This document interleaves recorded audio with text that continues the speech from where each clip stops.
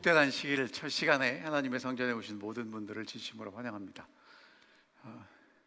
이쪽에 이렇게 한꺼번에 모여 앉으시니까 훨씬 더 이렇게 분위기가 따뜻한 것 같습니다. 자, 오늘 저녁에도 저희가 계속해서 구약 성경에 나오는 조연들을 함께 공부하겠습니다. 오늘 공부하게 될 인물은 익숙하지 않습니다. 하지만 꼭 알고 넘어가야 될 인물입니다. 자, 사무엘하는요, 사실은 사무엘하 20장까지가 다윗의 이야기의 그러니까 시간적인 순서로 다 이렇게 진행이 됩니다. 그리고 21장부터 24장은 역사의 흐름 속에 있는 이야기가 아니라 추가적으로 부록처럼 이제 삽입된 내용들입니다. 오늘은 특별히 사무엘하 21장을 저희가 공부할 거고요. 사무엘하 21장에 나오는 한 여인입니다. 혹시 여러분 리스바라고 들어보셨습니까? 예, 들어보신 것도 같고, 아니면 이제 오늘 다시 한번 여러분들 마음속에 새롭게 하셔야 되는데, 저희 리스바에 대해서 저희가 오늘 함께 살펴보도록 하겠습니다. 리스바는요, 이름의 뜻이 불타는 숯, 뜨거운 돌, 그런 뜻입니다. 그러니까 굉장히 열정 있는 여인, 그렇게 생각하시면 되겠습니다. 사울 왕의 후궁입니다. 정확하게는 모르지만 이 사울 왕의 후궁인 이 리스바는 굉장히 아름다웠던 것 같아요. 그 다음에 아야의 딸 이렇게 나오는데요, 성경에서 이렇게 아버지가 언급된 사람들은 무슨 얘기냐면 한국말로 말하면 족보 있는 집안이다, 그런 얘기입니다. 그 다음에 아들이 둘이 있는데 알모니와 무비보셋이라는 두 아들이 사울 왕과 사이에서 태어납니다. 그리고 이 리스바라는 여인은 성경에 여러 번 등장하는데, 사무엘하에 여러 번 등장하거든요. 한마디의 대사가 없어요. 그러니까 한마디 말도 뭐라고 말했는지가 기록되지 않는데 기록됐고 그 영향력은 대단히 있는 여인입니다. 자, 그 상황이 어땠냐면요, 이 남편 사울 왕, 후궁이지만 남편이잖아요. 전쟁터에서 전사합니다. 자, 그 다음에 이 사울 왕가가 이제 몰락할 위기에 놓여 있습니다. 그런데 그때 어떤 소문이 돌았냐면, 이 이스보셋이라는 사울의 아들이 사울을 이어서 왕이 되었는데, 장모님 화면 좀 이쪽으로 해주세요. 이렇게 훨씬 좋겠습니다. 자, 왕이 되었는데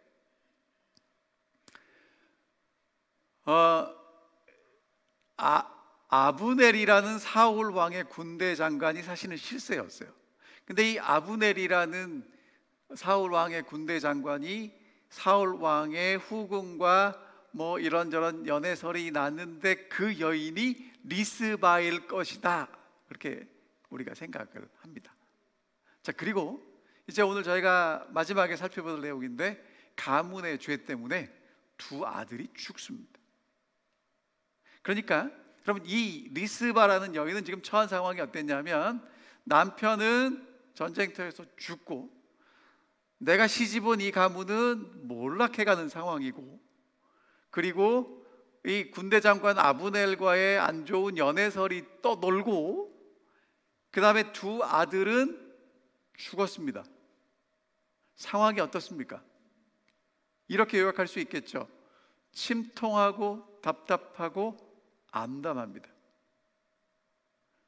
현실이 너무 침통하고요, 앞길이 보이지 않고요, 어떻게 해야 될지 전혀 감을 잡을 수 없는 그런 상황입니다. 그런 인생의 갈림길에 섰을 때 어떤 길을 걸어가야 하겠습니까? 두 개가 있는데요, 하나는 하나님을 신뢰하고 묵묵히 인내하고 걸어가든지, 아니면 신세를 한탄하고 원망하고 불평하든지입니다. 여러분, 어떤 게 쉽습니까? 신세를 한탄하고 원망하고 불평하는 게 쉽습니까? 아니면 하나님을 신실하게 하나님을 신뢰하고 그 길을 걸어가는 게 쉽습니까? 자, 리스바라는 여인은 한마디로 요약하면 신실했던 여인이에요. 자, 그럼 그 여인이 어땠는지를 함께 살펴보겠습니다. 사무엘하 21장은 극심한 가뭄으로 시작됩니다. 21장 1절에 보면 다윗 시대에 해를 거듭하여 3년 기근이 들었어요. 그래서 다윗이 여호와 앞에 물어봅니다. 하나님, 왜 기근이 3년이나 내리들지요? 그랬더니 여호와께서 뭐라고 말씀하시냐면 이유가 있다. 사울과 피 흘린 그 집으로 말미암음이니 그가 기브온 사람을 죽였기 때문에 그랬다라고 얘기하는 겁니다. 자, 이스라엘 사람들은요 어떻게 믿었냐면 하나님의 심판이 기근과 칼과 짐승과 온역으로 온다고 믿었는데, 이 얘기는 어디 나오냐면 신명기에 나와요. 레위기에도 나옵니다. 하나님 백성들이 하나님을 떠났을 때 찾아오는 것들이 기근이 오고 전쟁이 오고 전염병이 오고 짐승이 와서 이렇게 해치는 그런 일들이 있어요. 자, 그런데 그런 것 중에 해를 거듭해서 3년이나 기근이 찾아옵니다. 이건 뭐라는 거예요? 분명히 재앙인데 하나님께로부터 온 재앙이라는 거죠. 자, 그래서 다윗이 하나님 앞에 기도합니다. 하나님, 이게 왜 왔습니까? 그랬더니 하나님이 이렇게 대답을 해주셨어요. 이는 사울과 피 흘린 그 집으로 말미암음이니라. 누구 때문이라는 거예요? 사울과 그 집안 때문인데, 사울이 누구를 죽였다는 겁니까? 기브온 사람들을 죽였다는 것입니다. 여러분, 사울이 그럴 만한 인물인가요? 아말렉과 전쟁을 보면 하나님이 진멸하라고 그랬는데 인기를 위해서, 자기의 업적을 위해서 아각 왕을 살려두고 좋은 짐승들을 살려줍니다. 그러니까 사울의 전적을 보면 노베에 있는 제사장들을 다 죽였잖아요. 그러니까 성경에는 기록되어 있지 않지만 누구도 죽였을 가능성이 대단히 높아요. 기브온 족속도 죽였을 가능성이 대단히 높다는 거예요. 자, 그래서 극심한 가뭄은 누구 때문에 왔어요? 사울이 피 흘린 기브온 사람들을 피 흘려 죽였기 때문에 가뭄이 왔다는 거예요. 그러면 이 기브온 사람에 대해서 우리가 잘 알지만 잠깐 정리하고 넘어가겠습니다. 이 기브온 족속은 언제 이스라엘 백성들이 처음 만나냐면 요단강을 건너서 여리고를 정복하고 가나안을 정복하기 위해서 가던 길에서 누구를 만나냐면 기브온 족속을 만나요. 여호수아와 그의 군대가 파죽 지세처럼 쭉 가나안의 민족들을 정벌하고 이제 하나님의 은혜로 전쟁에 승리하고 나가니까 기브온 족속이 멀리서 온 사람들처럼 화친하기 위해서 왔어요. 그래서 조약을 맺습니다. 근데 나중에 알고 보니까 멀리서 왔다 그랬는데 멀리서 온 게 아니라 바로 옆집에서 온 거예요. 하나님이 뭐라고 말씀하셨냐면 가나안에 있는 모든 민족들을 다 진멸하라고 그랬는데 여호수아와 그 족장들이 맹세를 했기 때문에 뭘 할 수 없었냐 하면 기브온 족속들을 치지 못했습니다. 그래서 온 회중들이 원망을 했지만 여호수아와 족장들이 서로 맹약을 했기 때문에 기브온 족속은 멸망하지 않고 가나안을 정벌하는 그 민족 중에서 유일하게 살아남은 민족이 되죠. 자, 그래서 이제 그 기브온 민족이 그 속여서 언약을 맺었기 때문에 받은 저주가 뭐냐면 대를 이어서 종이 되는 것입니다. 하나님의 집을 위해서 나무를 패고 물을 깃고 하는 허드렛 일을 대를 이어서 하도록 그렇게 운명지어졌지만 기브온 족속은 죽지 않고 살아남을 수 있었습니다. 특별히 이 기브온 족속이 여호수아 21장에 보면 베냐민 지파에 부속되어서 그 땅에서 살도록 그렇게 허락을 받게 되지요. 그러니까 여러분, 기브온 족속은 여호수아와 족장들이 맺은 언약으로 저주를 받았지만 죽지 않고 하나님 백성들 가운데 살 수 있도록 약속을 받은 백성들이라는 거예요. 자, 그런데 사울 왕이 이스라엘과 유다 족속을 위한 열심이 있어서 누구를 죽이고자 했냐면 기브온 족속을 죽이고자 했다는 것입니다. 그러니까 조상들이 한 맹세가 있고 이제까지 지켜왔음에도 불구하고 지금 그렇게 하는 게 나한테 더 이롭다고 생각하니까 가차없이 어떻게 하는 거예요? 기브온 사람들을 죽이고자 했어요. 자, 이 사울에 대해서 기브온 사람들이 뭐라고 얘기하냐면 우리를 학살하였고 우리를 멸하여 이스라엘 영토에 머물지 못하게 하려고 음모를 꾸민 사람이 사울입니다 라고 대답을 했습니다. 자, 그래서 드디어 모든 사건의 전모가 밝혀진 거예요. 다윗 시대에 3년 동안 기근이 왔는데 하나님께 물어봤어요. 하나님, 왜 기근이 왔습니까? 그랬더니 누구 때문에 왔다는 거예요? 사울과 그 집안이 누구를 죽이려고 했다는 거예요. 기브온 사람들을 죽이려고 했기 때문에 이제 뭐가 왔다는 겁니까? 기근이 왔다는 거예요. 그럼 다윗이 어떻게 하면 좋을까? 이제 해결 방법을 찾습니다.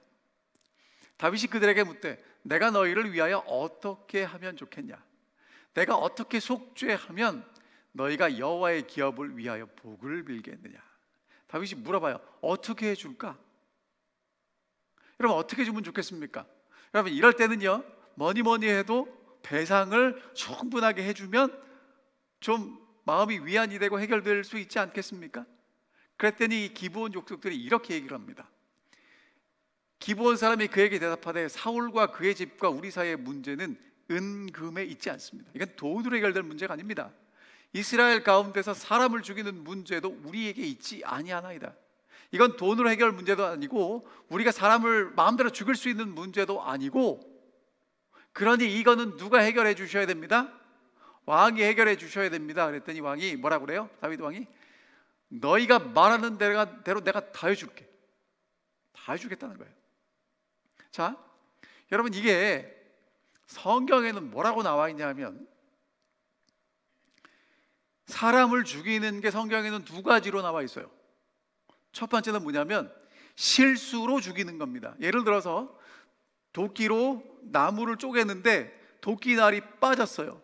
옆에 있는 사람이 그 도끼날에 맞아서 죽었습니다. 그러면 이 사람은 그 사람을 죽일 의도를 가지고 한 게 아니라 짐짓, 그렇게 됐죠. 그럴 때는 어디로 도망가는 거냐면 도피성으로 도망을 갑니다.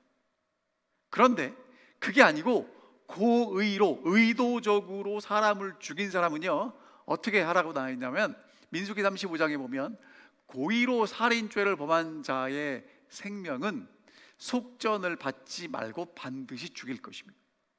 그러니까 돈으로 해결되는 게 아니라 반드시 생명으로 갚아야 된다는 거예요.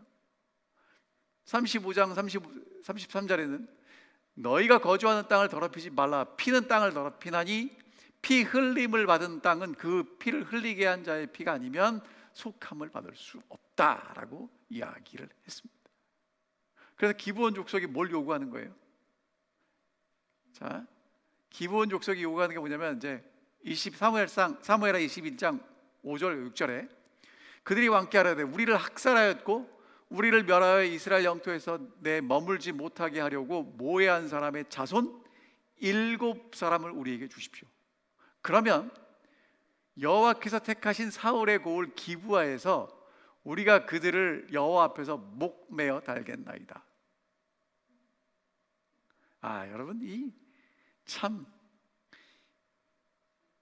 이게 이 피의 원한이 맺혀진 게 쉽게 풀어지지 않습니다. 자, 그래서 다윗이 그렇게 해주겠다고 얘기를 해요. 그래서 실제로 그 다음에 보면 왕이 아야의 딸 리스바에게서 난 아들 알모니와 무비보셋과 그 다음에 사울의 딸 메랍에게서 난 5 아들을 기브온 사람에게 넘겨줘요. 그래서 사울에게 속한 자손 중에 7명이 사울의 동네 기브아에서 죽임을 당하고 나무에 달리게 됩니다. 이게 오늘 이 리스바라는 여인이 등장하게 되는 사건의 이제 배경이에요. 자,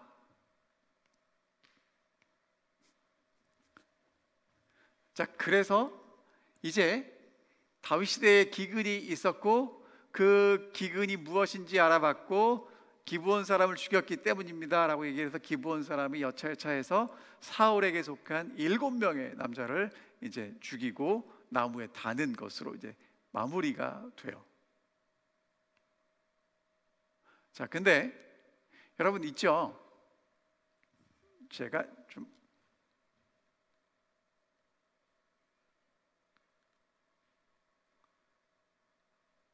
자, 근데 여러분 여기서 재밌는 게 있어요. 사울은 신실하지 못했는데 다윗은 신실하게 언약을 지킵니다. 자, 이게 뭔지 보여드릴게요. 사울은 하나님께서 그러니까 여호수아와 분명히 족장들이 기브온 족속과 언약을 맺어서 기브온 족속은 죽이지 않고 살려두고 함께 살게 해주겠다고 약속을 했음에도 불구하고 죽여서 쫓아내려고 했죠. 5절에 보면 우리를 학살하고 멸하여 이스라엘 영토 내에 머물지 못하게 하려고 사울은 그러니까 하나님 앞에서 맺어진 약속을 신실하게 지키질 않아요. 근데 다윗이 하는 일을 보면 다윗이 누구는 그 죽임을 당하는데 내어주지 않냐면 사울에게 속한 남자들 중에 요나단의 아들 사울의 손자 무비보셋이 있어요. 근데 그 사람은 안 된다고 하는 거예요. 왜냐하면 요나단하고 맹세했거든요. 서로 문제가 생기면 나중에 뒤를 봐주자고요. 그러니까 다윗에게 있어서 요나단과 맺은 그 언약 때문에 누구는 안 되는 거예요. 다른 사람은 다 돼도 누구는 안 돼요? 내 친구 아들은 안 되는 거예요. 그러니까 다윗은 언약을 지키는데 사울은 언약이 없어요. 사울에게 중요한 건 어떤 게 나한테 더 유익한지를 그때그때 다르게 평가하고 행동하는 것입니다. 자, 그렇게 됐어요. 그때 이제 누가 등장하냐면 리스바라는 여인이 등장합니다. 자, 속죄를 위해서 7명의 사람이 죽임을 당했죠. 그리고 나무에 달렸습니다. 근데 여러분 그 7명의 사람들 중에 5명은 그냥 사울의 딸 메라백에서 난 자고 그 사울의 딸의 남편은 무홀라 사람 바르실레의 아들이에요. 아드리엘이라는 사람이에요. 그러니까 부모만 나오고 5명 나오는데 이 리스바에게서 난 자 사울의 두 아들은 이름이 나와요. 알모니와 무비보셋입니다. 그러니까 무비보셋이 이 사울의 집안에 둘이 있는 거예요. 하나는 요나단의 아들이 있고 하나는 사울의 아들인데 이 리스바와 사울 사이에서 난 무비보셋이 있는 것입니다. 그 7명이 이제 달렸어요. 자, 그 일이 있은 다음에 리스바가 한 일이 뭐냐면 아야의 딸 리스바가 굵은 배를 가져다가 자기를 위해서 바위 위에 펴니다. 그리고 곡식 배기를 시작할 때부터가 뭐냐면 지금 추수할 때니까요. 저 때가 보리든 밀이든 추수할 때입니다. 그 다음에 추수가 끝나면 이제 한동안 건기가 있고 이제 우기가 올 때까지는 건기가 있어요. 그래서 하늘에서 비가 시체에 쏟아지기까지 시체를 낮에는 공중에 새가 앉지 못하게 하고 밤에는 들짐승이 범하지 못하도록 뭘 지켜요? 시신을 지키는 거예요. 여러분 이 리스바라는 여인이 지금 하는 게 뭐냐 하면 사울 왕이 잘못한 것 때문에 지금 이제 내 아들이 아무런 이유 없이 죽게 되었고 그 아들의 지금 시체를 언제까지 지켜요? 비가 올 때까지 지키고 있는 모습을 보게 됩니다. 그러니까 저게 지금 하루 이틀 지켰다는 게 아니라 추수할 때부터 몇 달인지 모르지만 비가 올 때까지 정말 여러 날을 지켰다는 거예요. 그럼 왜 지켰을까요? 이유가 뭘까요? 자, 이유를 알려면 그 시대의 문화적 배경을 이해하시면 쉽게 이해할 수 있습니다. 그 시대에는요, 시체가 매장되지 못하면 수치와 모욕으로 여겨질 때예요. 그래서 다윗이 골리앗과 전쟁하러 나갈 때 블레셋 사람이 다윗에게 뭐라고 저주를 하냐면, 너 나한테 오면 죽임을 당할 것이고 내 살은 공중의 새가 먹고 들짐승이 먹을 거야. 뭐라는 얘기입니까? 나한테 죽임당하고 장사도 되지 못하고 그냥 길거리에 버려져서 끝나게 될 거야 라고 얘기하는 거예요. 이거는 굉장히 수치와 모욕을 가져다 주는 것입니다. 자, 시신을 어떻게 처리할 것인지에 대한 성경의 가르침은 이렇습니다. 신명기 21장에 보면 사람이 죽을 죄를 범해서 그를 죽여 나무 위에 달거든, 지금 이 경우죠. 밤새도록 두지 말고 그날에 뭐 하랍니까?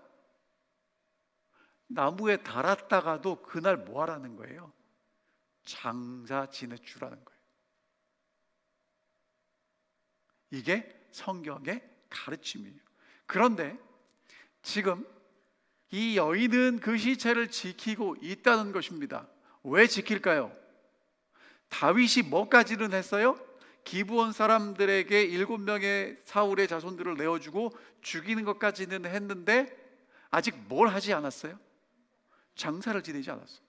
그러니까 죽은 자와 그 가족들에 대해서 아무런 조치도 취하지 않고 그냥 원한만 갚아준 거예요. 그러니까 시신을 방치했다는 것, 장례를 치르지 않았다는 건 지금 다윗이 사울 집안에 대해서 대단히 모욕과 불명예를 가져다 줬다는 겁니다. 그래서 리스바는 이제 아들의 시신을 지키고 있습니다. 다윗은 사울 자손의 그 죽은 시신들을 그냥 방치했다면, 이 리스바라는 이 여인은 자기 두 아들과 함께 죽임을 당한 그 7명의 사울의 자손들의 시신을 낮에는 새로부터 밤에는 들짐승들로부터 지키고 있습니다. 이게 무슨 얘기를 하는 걸까요? 말하지는 않지만 하나님께서 내 억울함을 보시고 이것을 풀어주시고 해결해 주실 것을 믿고 기다리는 것입니다. 그래서 아야의 딸 리스바가 굵은 배를 가져다가 자기를 위해서 바위에 펴고, 곡식배기를 시작할 때부터 하늘에서 비가 내릴 때까지, 그때가 언제인지는 모르지만 낮에는 새로부터 밤에는 들짐승들로부터 그 시신들을 지켰습니다. 언제까지요? 비가 쏟아질 때까지. 자, 그런데 여러분, 이제 그 다음에 사건이 뭐냐면, 다윗에게 리스바라는 한 여자가 자기 아들들의 시신을 지키고 있다는 소문이 들려요. 그 다음을 볼게요. 사무엘하 21장 11절에 보면, 이에 아야의 딸 사울의 첩 리스바, 그러니까 이름 있는 집안의 딸인데 사울의 첩이 되었고, 사울 집안의 그 여인인 리스바가 시신을 아직도 지키고 있다는 얘기가 누구에게 들려요? 다윗에게 들렸어요. 자, 그래서 이제 다윗이 그 이야기를 듣고 아차 하는 겁니다. 아, 내가 하나만 하고 그 다음은 안 했구나. 그래서 이제 다윗이 하는 일이 뭐냐면, 다윗이 행한 그 다음 일 때문에 모든 것이 다 해결이 돼요. 뭘 했냐면요, 가서 사울의 뼈와 요나단의 뼈를 가져옵니다. 이게 무슨 얘기를 하는 거냐면요, 사울과 요나단이 사울과 그의 아들들, 요나단을 포함한 아들들이 블레셋과 전쟁에서 다 전사하죠. 그때 누가 가서 사울의 뼈 시신을 추스려 가지고 오냐면 길르앗 야베스 사람들이 목숨을 걸고 전쟁터에 가서 그 시신을 수습해 가지고 와요. 이유가 뭐냐면 길르앗 야베스를 사울이 가서 구해줬거든요. 그래서 사울에 대한 보답으로 이 사울과 요나단의 뼈를 전쟁터에서 수습해 가지고 옵니다.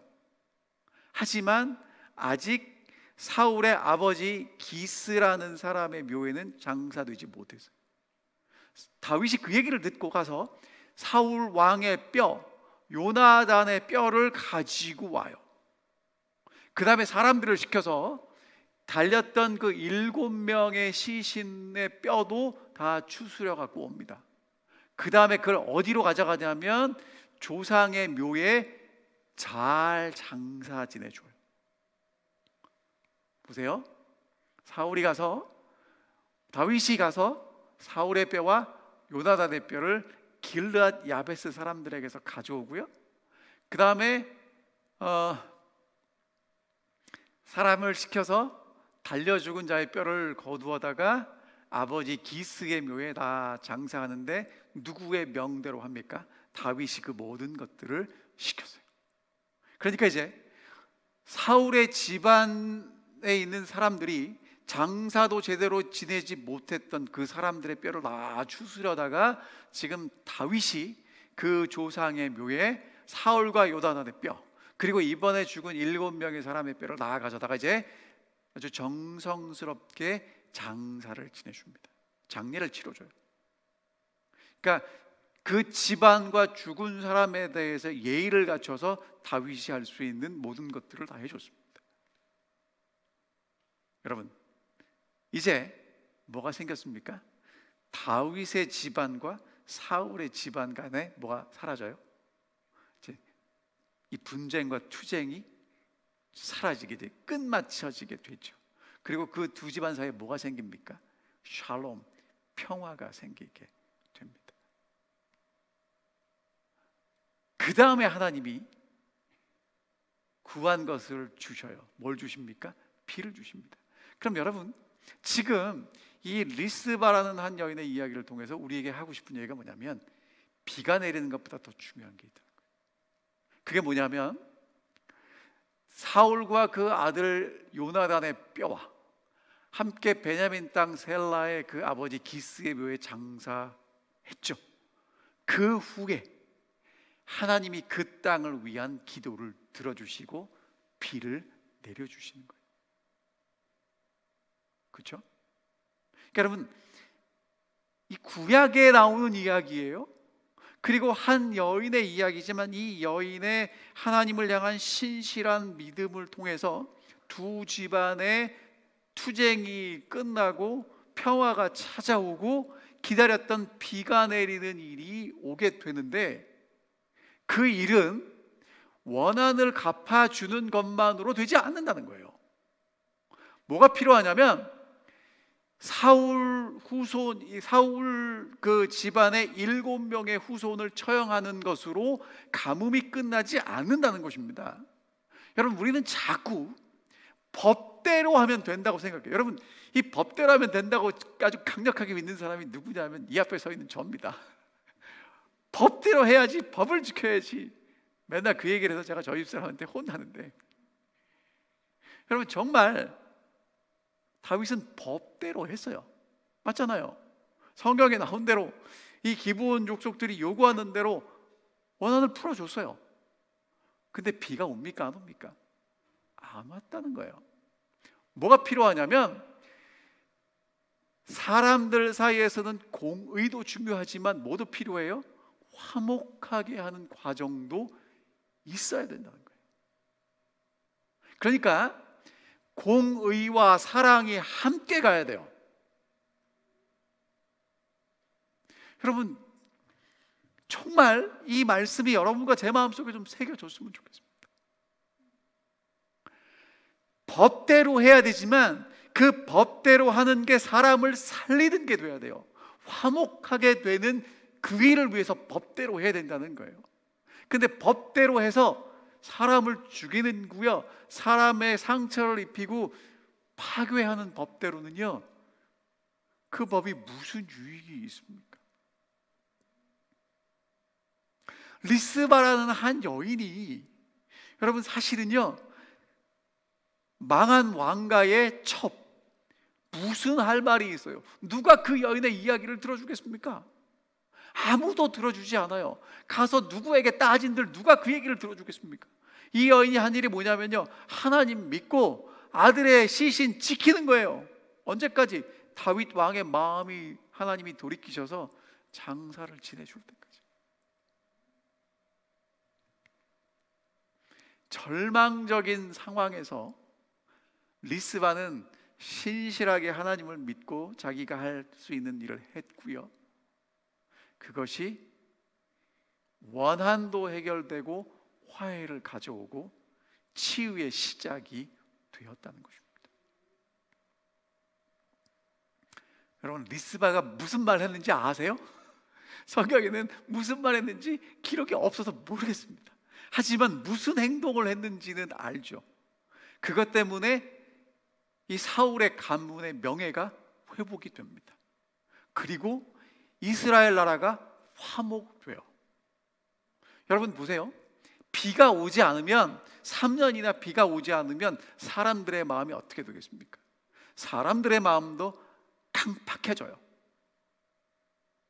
물론 원한이, 기브온 사람들에게 원한이 있어서 그 원한은 갚아줬지만 여전히 비가 오지 않으면 더 강팍해지고 갈라지고 분열되고 힘들어집니다. 그때 필요한 게 뭐예요? 비가 와야죠.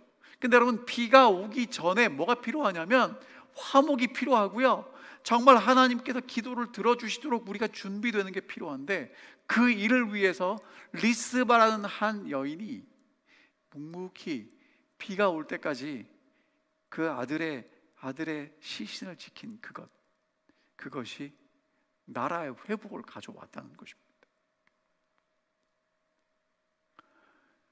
신실한 리스바의 말없는 행동이, 묵묵히 아무 말 하지 않고 희생하고 인내하고 기다렸던 그 리스바의 행동이 다윗의 허물도 덮어줬고요, 상처받은 사람들의 상처도 덮어주고 치료했고요, 하나님께서 비를 내리도록 하심으로 모든 사람에게 기쁨과 평안을 제공할 수 있었습니다. 여러분, 평안을 누리는 것, 비가 오는 것을 누리는 건 누구나 알 수 있지만 평안을 가져오도록 희생하는 것은 쉽지 않습니다. 근데 누군가는 그 일을 해야 돼요. 그 말없이 희생하고 봉사하는 리스바 같은 조연들 때문에 다윗의 나라에 뭐가 오는 거예요? 3년의 기근 이후에 비가 오는 것입니다. 여러분, 이 말씀이 왜 중요하냐면 자꾸 앞에 나서는 사람이 뭔가 하는 것 같아요. 그렇지 않습니까? 근데 성경을 보면 다윗보다 지금은 조연인 리스바가 더 크게 활약을 하고 있어요. 그렇죠? 우리가 지난번에 아비가일을 살펴볼 때도요, 만약에 다윗이 가서 나발을 죽였다면 다윗의 역사는 어떻게 됐을까요? 거기서 끝나는 거예요. 어떻게 이스라엘의 왕이 되겠습니까? 아비가일이 다윗을 막아섰기 때문에 다윗이 정말 하나님의 종으로 가게 될 길을 올바르게 갈 수 있었어요. 여러분, 여기도 마찬가지입니다. 다윗이 훌륭한 왕이지만 리스바라는 한 여인보다 그때는 올바로 하나님의 뜻을 깨닫지 못했어요. 그런데 말없이 희생하고 헌신하고 묵묵히 하나님을 기다리는 한 여인을 통해서 다윗이 하나님의 뜻이 무엇인지를 깨닫고 사울의 집안과 다시 화목하게 되고 하나님께서 비를 주실 수 있는 그런 일을 하게 되더라, 이것입니다. 여러분, 그래서 이렇게 말씀드릴 수 있어요. 절망적인 상황이 하나님의 자녀들을 파괴할 수 없습니다. 오히려 신실한 하나님의 자녀들이 공의와 화목을 가져올 수 있습니다. 여러분, 자꾸 우리는 주변의 영향을 받는 사람들로 착각해요. 맞습니다. 우리 주변의 영향을 받습니다. 하지만 우리가 주변에 있는 영향보다 더 큰 하나님을 바라보고 신실하게 걸어간다면 우리가 파괴되는 게 아니라 우리를 통해서 하나님의 뜻이 이루어질 것입니다.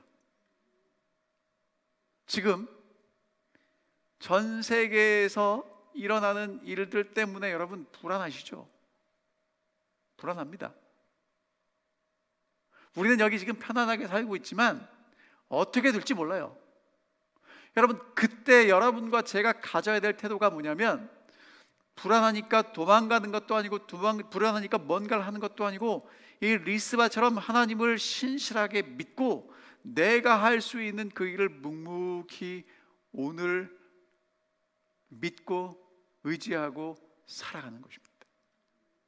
그런 우리를 통해서 하나님은 하나님의 뜻을 이루어 가실 것입니다.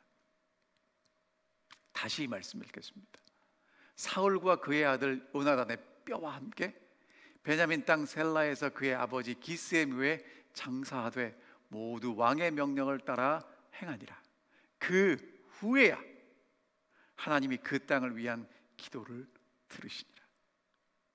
그러면 하나님이 기도를 들으시는 건 원한을 갚은 것뿐만 아니라 그것을 통해서 화목이 되어야 하나님께서 하나님의 축복을 우리에게 부어주실 수 있다는 것입니다. 정말 저는 우리 올랜도 중앙교회에 하나님의 공의가 섬과 동시에 하나님의 사랑과 긍휼도 함께 베풀어지는 그 놀라운 역사가 일어나는 교회가 되기를 간절히 바랍니다. 여러분, 우리가 정말 원칙은 너무 잘 알아요. 십계명도 잘합니다. 하지만 동시에 십자가에서 하나님의 공의와 하나님의 자비가 입맞춤을 한 것처럼 오늘 내 삶 속에 하나님의 공의와 하나님의 사랑이 만나는 경험, 우리 올랜도 중앙교회의 하나님의 율법과 하나님의 긍휼하심이 동시에 공존하는 놀라운 하나님의 창조의 역사가 이루어지기를 간절히 호소합니다. 산상복음에 이렇게 말씀하세요. 그리스도를 따르는 자들은 평화의 기별을 가지고 세상으로 보내진다. 자신도 몰래 조용히 거룩한 생애에 가마를 끼치는 자는 누구나 그리스도의 사랑을 드러낼 것이다. 언행을 통해 다른 사람들에게 죄를 버리고 마음을 하나님께 바치게 하는 자는 누구나 화평케 하는 자이다. 오늘 하나님께서 여러분과 저를 이 땅에 화평케 하는 사람으로 보내십니다. 우리를 통해서 정말 영혼의 목마름 있는 사람들이 하늘의 생수를 맛보고 정말 살 맛을 느끼고 하나님을 보게 될 것입니다. 리스바를 통해서, 신실한 리스바를 통해서 하나님의 뜻을 이루신 그 하나님이 오늘도 2022년 정말 주님의 다시 오심을 기다리며 신실하게 살아가는 우리 올랜도 중앙교회 성도들을 통해서 하나님의 뜻을 이루시고 주의 오심에 합당하게 우리를 준비시킬 것을 믿고 확신하면서 오늘 말씀을 드리겠습니다. 하늘에 계신 아버지, 이제 주님 오실 때가 머지않은 이 시대에 저희들로 하여금 리스바처럼 신실하게 살아갈 수 있도록 도와주시옵시고, 저희를 통해서 하나님의 공의와 하나님의 사랑이 이 땅에 실현될 수 있는 충성된 주의 종들로 저희를 세워주시옵소서. 주님, 저희들로 하여금 정말 하나님을 신실하게 믿고 우리가 있는 곳에서 우리가 할 수 있는 최선을 다하게 하심으로 저희를 통해서 하나님의 그 놀라우신 뜻이 이 땅에 이루어지는 하나님의 종들이 되게 하여 주시옵시고, 저희를 통해서 하나님의 은혜와 사랑이 이 땅에 널리 펼쳐질 수 있도록 사용하여 주시옵소서. 주님, 끝까지 충성할 수 있는 저희들에게 믿음 주시고 성령 주셔서 저희를 붙잡아 주시고 인도해 주시옵기를 사랑 많으신 예수 그리스도의 이름으로 간절히 기도하옵나이다.